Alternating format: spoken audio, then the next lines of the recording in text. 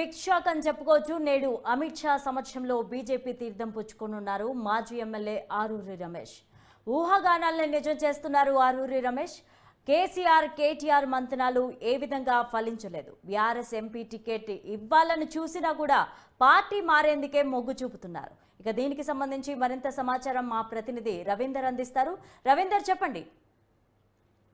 లావణ్య, ఏదైతే బీఆర్ఎస్ లో గత 2 పర్యాయాలు కూడా ఎమ్మెల్యేగా పనిచేశారు, తర్వాత వరంగల్ పార్టీ అధ్యక్షులు కూడా కొనసాగుతున్నారు.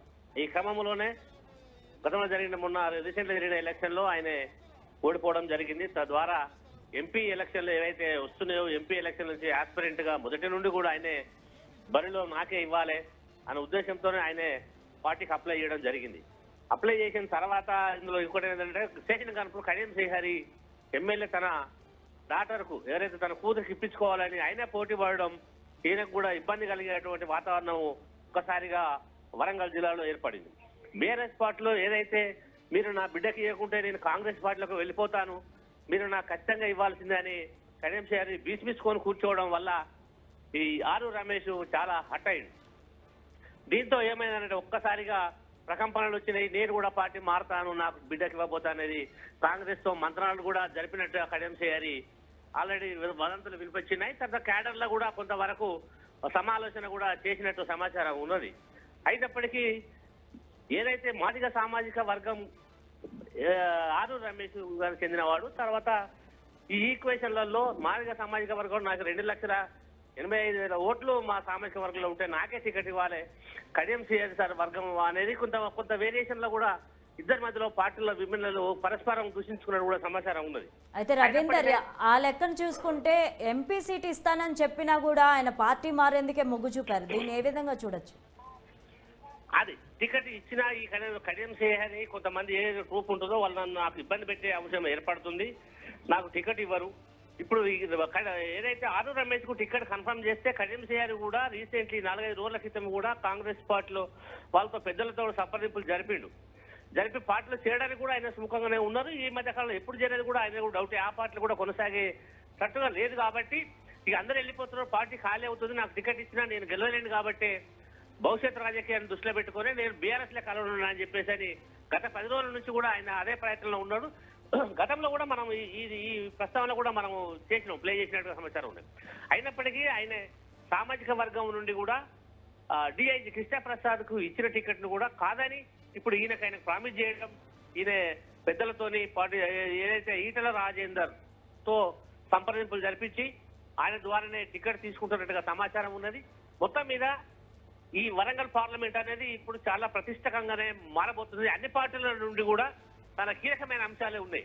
ఏదేమైనప్పటికీ ఈ రోజు తీర్థం పుచ్చుకోవడం, ఆరూరి రమేష్ కొంత ఆర్థికంగా కలిగి ఉన్నాడు కాబట్టి, కొంత క్యాడర్ ఉన్నది కాబట్టి ఆ క్యాడర్ దృష్టిలో పెట్టుకొని ఈయనకు టికెట్ ఇవ్వబోతున్నట్టుగా సమాచారం ఉంది. లావణ్య, అయితే రవీందర్, బీఆర్ఎస్ నుంచి ఎవరైతే బీజేపీకి కాంగ్రెస్ కి వెళ్తున్నారో కొంచెం బలంగా ఉన్న నాయకులందరూ వెళ్ళిపోతున్నారు. మరి బీఆర్ఎస్ సిచ్యువేషన్ ఏంటి రాబోయే ఎంపీ ఎలక్షన్స్ లో? బీఆర్ఎస్ కు ఇప్పుడు ఎవరు వచ్చినా కూడా కొద్దిగా ఇబ్బంది కలిగినటువంటి అంశమే ఉంటుంది. బీఆర్ఎస్ దాదాపుగా కూడా ఖాళీ అయిపోయింది. ఈ ఏదైతే డీసీజీబీ పార్టీ ప్రెసిడెంట్ ఎవరైతే ఉన్నారో ఆ వర్ధన్నపేట నియోజకవర్గం నుంచి కూడా వరంగల్లో వాళ్ళు కూడా వేరే పార్టీలకు వెళ్ళడం జరుగుతున్నది. కాంగ్రెస్ పార్టీకి కొంతమంది వెళ్ళారు, బీజేపీకి కొంతమంది. దాదాపుగా వరంగల్ జిల్లా మొత్తం ఖాళీ అవుతున్న సమాచారం. ఇక్కడ ఏదున్నా కానీ కాంగ్రెస్ వర్సెస్ బీజేపీగానే చెప్పుకోవచ్చు. బలమైన నాయకులను బట్టి కూడా క్యాడర్ ఎవరి సైడ్ మొగ్గు చూపుతారనేది కూడా మనం తెలుసుకోవచ్చు. ఈయన బలమైన నాయకుడుగానే మనం ఒక దశలో చెప్పుకోవచ్చు. లావణ్య, అయితే రవీందర్, బీఆర్ఎస్ నుంచి చూసుకుంటే కేసీఆర్ కానీ కేటీఆర్ కానీ సమావేశాలు సభలు ఏర్పాటు చేసి ప్రజలకి నేతలకి చెప్పడం జరుగుతుంది, కొంచెం బలంగా చేయాలి పార్టీని అని చెప్పి. ఎందుకు వాళ్ళ మంతనాలు కానీ వాళ్ళ సభలు కానీ ఫలించట్లేదంటారు? ఏదైతే వాళ్ళకి ఎప్పుడైతే ఈ పార్టీ రావటము, మేడిగడ్డ సమాలోచన, కాంగ్రెస్ పార్టీ అవినీతి పరులు, లక్షల కోట్లు, కంపల్సరీ వాళ్ళ ముగ్గురు మీద కుటుంబ సభ్యుల చర్యలు ఉండబోతాయి. ఒకవేళ కనుక వాళ్ళు చర్యలు తీసుకుంటే వాళ్ళు అరెస్ట్ అయిపోతే పార్టీ విచ్ఛిన్నమైపోతుంది. ముందుగానే మనం పార్టీలో పోయి చేయనట్లయితే మనకు ప్రియారిటీ ఉంటుంది. ఆ తర్వాత ఎలక్షన్ల తర్వాత పోతే గుర్తింపు ఉండదు. ఇప్పుడు ఇక్కడ ఈ పార్టీ ఇప్పుడు మనగడ కష్టము రాణించలేదు. ప్రతి ఒక్కరు కూడా ఇక్కడ వరంగల్లో చూసినట్లయితే కార్పొరేటర్లు, మేయర్ తో సహా కూడా కాంగ్రెస్ లో మొత్తం కలవడం జరిగింది. బీఆర్ఎస్ నాయకులే, బీఆర్ఎస్ పార్టీలో ఉన్నటువంటి కార్పొరేటర్లు, మేయర్లు అందరూ కూడా పార్టీ విడిచి కాంగ్రెస్ పార్టీలో చేరడం జరిగింది. తద్వారా ఇక్కడ కార్యకర్తలు అనేటోళ్ళు, నాయకులు అనేటోళ్ళు లేరు కాబట్టి బీఆర్ఎస్ అనేది కార్యకర్తలతో సహా సర్పంచ్లు, ఎంపీటీసీ పదవులు అయిపోయినప్పటికీ కూడా గ్రామాల స్థాయి నుంచి కూడా కేడర్ అంతా కూడా కాంగ్రెస్ వైపు, బీజేపీ వైపు చూస్తున్నది. దాదాపుగా బీఆర్ఎస్ పార్టీ అనేది కొంచెం మనగడ ఇక్కడ చాలా చాలా 50-60% తగ్గిపోయినట్టుగానే మనం చెప్పుకోవచ్చు లావణ్య. అయితే ఈ పార్టీ మార్పిడి అనేది రమేష్ తోనే ఆగిపోతుందా? ఇంకా ఎవరైనా పార్టీ మారే ఛాన్స్ ఉందంటారా బీఆర్ఎస్ నుంచి? ఇంకా చాలా మంది క్యాడర్ ఉన్నారు. సెకండ్ కేటగిరీ క్యాడర్ అంతా ఉన్నారు కూడా, వాళ్ళు కూడా చూస్తూనే ఉన్నారు. ఎందుకంటే బిఫోర్ ఎలక్షన్స్ ఇప్పుడు కడియం శ్రీహరి కూడా మారడానికి సిద్ధంగా ఉన్నారు. బ్రేకింగ్ న్యూస్ ఏంటంటే మనం మొన్నటి నుంచే మనం చెప్తున్నాం, శ్రీహరి కూడా కాంగ్రెస్ పోవడానికి మంతనాలు జరుపుతున్నట్టు తెలుస్తుంది. ఆల్రెడీ కాంగ్రెస్ వాళ్ళతో టైఅప్ అయ్యిండు, కొన్ని పదవులు కూడా ఆయన ఆశించడం జరిగింది. రానున్న ఎలక్షన్ లో వర్ధన్నపేట కానీ స్టేషన్ కన్పూర్ కానీ ఇవి మైనర్ రిజర్వేషన్ కావడంతో కాంగ్రెస్ వైపు మొగ్గు చూపి ఆయన ఎక్కడ టికెట్ ఆశిస్తున్నాడు అనేది మనకు తెలియరాలేదు. పరకాల కానీ, హన్మకొండ కానీ, వరంగల్ కానీ ఎక్కడ ఆశిస్తున్నాడో తెలియదు. కానీ మొత్తం మీద ఆయన కూడా పార్టీ మారే అవకాశాలు ఉన్నాయి.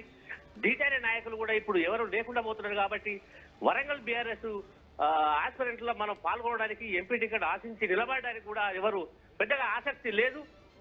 అపనమ్మకం అయితే కార్యకర్తల్లో, నాయకుల్లో వచ్చింది Lavanya. Right, thank you Ravinder.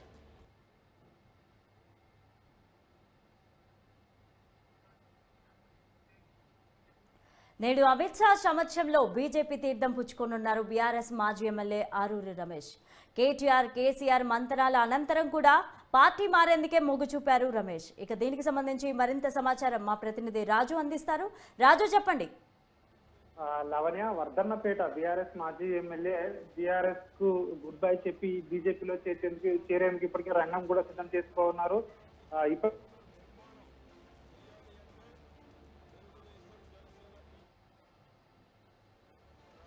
అందుకే మొగ్గు చూపుతున్న పరిస్థితి కనిపిస్తా ఉంది. గత కొన్ని రోజులుగా కూడా ఆయనపై వార్తలు వస్తా ఉన్నాయి. ముఖ్యంగా ఆయన బీజేపీలో చేరుతారు, బీఆర్ఎస్ రాజీనామా చేస్తారని చెప్పేసి కూడా ఏవైతే వార్తలు వస్తా ఉన్నాయో ఆ వార్తలు ఇప్పుడు ప్రస్తుతం నిజం చేసే విధంగా కూడా ఆయన యొక్క సిచ్యువేషన్ చూస్తే మనకు అర్థం అవుతుంది. ముఖ్యంగా ఈ రోజు సాయంత్రం ఆయన అమిత్ షా సమక్షంలో ఢిల్లీలో బీజేపీ తీర్థం పుచ్చుకునే అవకాశం కూడా కనిపిస్తా ఉంది. ఎందుకంటే ఇప్పటికే బీజేపీ పెద్దలతో ఆయన మంతనాలు చేసినట్టుగా కూడా తెలుస్తా ఉంది. ముఖ్యంగా బీఆర్ఎస్ పార్టీని వీడొద్దని చెప్పేసి మరోవైపు ఇటు బీఆర్ఎస్ పార్టీ అధినేత కేసీఆర్, అదేవిధంగా పార్టీ వర్కింగ్ ప్రెసిడెంట్ కేటీఆర్ తో కూడా వాళ్ళు ఆయనను ఆపే ప్రయత్నం చేశారు, ఆయనను బుజ్జగించే ప్రయత్నం కూడా చేయడం జరిగింది. అయినప్పటికీ ఆయన ఎంపీ టికెట్ కూడా వద్దు అంటున్నారు బీఆర్ఎస్ పార్టీ నుంచి. ఎందుకంటే ఇక్కడ బీఆర్ఎస్ పార్టీ నుంచి పోటీ చేసినా కూడా ఇక్కడ గెలిచే సిచ్యువేషన్ లేదని చెప్పేసి కూడా ఆయనకు తన కార్యకర్తలు కావచ్చు, తన అనుచరులు కావచ్చు చెప్పినట్టుగా కూడా మనకు సమాచారం అంతా ఉంది. ఈ నేపథ్యంలోనే ఆయన ఒక నిర్ణయానికి కూడా వచ్చినట్టుగా కూడా తెలుస్తోంది. ఖచ్చితంగా బీజేపీలో చేరాలని చెప్పేసి కూడా ఆయన నిర్ణయం తీసుకున్నట్టుగా కూడా మనకు అర్థమవుతా ఉంది. ఈ రోజు సాయంత్రం ఆయన అమిత్ షా సమక్షంలో బీజేపీ పార్టీలో చేరుతారని చెప్పేసి కూడా ఇప్పటికే మనకైతే విశ్వసనీయ వర్గాల ద్వారా సమాచారం అయితే అందుతా ఉంది లావణ్య. అయితే రాజు, బీఆర్ఎస్ కి ఇది పెద్ద షాక్ అని చెప్పుకోవచ్చు. మరి కేటీఆర్, కేసీఆర్ మంతనాల అనంతరం కూడా ఇలాంటి నిర్ణయం తీసుకున్నారు, ఏ విధంగా చూడొచ్చు అంటారు? ఎందుకంటే ఇప్పటికే పార్టీ అగ్రనేతలు, ముఖ్యంగా పార్టీ అధినేత, పార్టీ వర్కింగ్ ప్రెసిడెంట్ కేటీఆర్ వీళ్ళిద్దరూ కూడా ఆయనను బుజ్జగించారు. అయినప్పటికీ ఆయన వినట్లేదు. మనం చూసాము ఇటీవల 2-3 రోజుల క్రితమే బీఆర్ఎస్ పార్టీకి సంబంధించినటువంటి మాజీ ఎంపీలు ఇద్దరు, మాజీ ఎమ్మెల్యేలు నలుగురు ఒకేసారి బీఆర్ఎస్ కు రాజీనామా చేసి బీజేపీలో చేరడం జరిగింది. అంతకు ముందు ఇద్దరు సిట్టింగ్ ఎంపీలు, జహీరాబాద్ ఎంపీ, అదేవిధంగా నాగర్ కర్నూలు ఎంపీ, ఇద్దరు ఎంపీలు కూడా ఇటు సిట్టింగ్ ఎంపీలుగా ఉండి బీఆర్ఎస్ పార్టీ నుంచి బీజేపీలో జాయిన్ కావడం జరిగింది. వాళ్ళిద్దరికి కూడా ఒక ఆయనకి ఎంపీ సీట్ వచ్చింది, ఒక అతనికేమో వాళ్ళ కుమారునికి ఎంపీ సీట్ కూడా రావడం జరిగింది. ఇప్పుడు తాజాగా నలుగురు ప్రజాప్రతినిధులు, ఇద్దరు మాజీ ఎమ్మెల్యేలు, మాజీ ఎంపీలు కూడా పార్టీ మారారు.